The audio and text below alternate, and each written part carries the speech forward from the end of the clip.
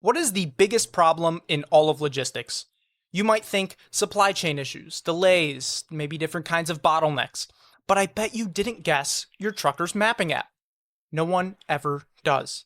But there is a grave problem with Apple Maps, Google Maps, and all of these mapping apps when it comes to logistics. Trucks are not like cars, and therefore they need to take extra precautions that normal mapping apps just don't take into account. This blind spot is costing money and lives. For example, think of how many times your map app has made you take a left turn. You probably don't think much of it. But in logistics, with a huge semi-truck, left turns are deadly and expensive. Left turns kill 3 times more truckers than right turns. Left turns also burn fuel. You're waiting at that intersection with your engine running, waiting for a gap in the oncoming traffic, for your huge truck. UPS actually banned left turns and saved 10 million gallons per year. At $4 a gallon, that's $40 million. Moreover, curved roads have 4 times the crash rate of straight roads.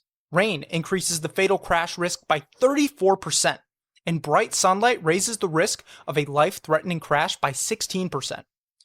Apple Maps and Google Maps can't see any of these coming, but we can. In logistics, you cannot afford to put your truckers at risk.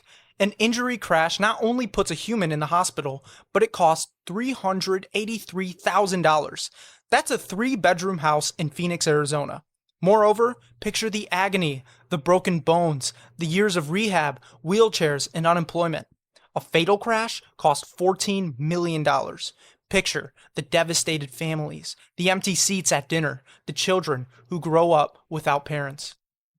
Trucking stupid costs money and lives. We know that these risks exist, but your mapping app doesn't.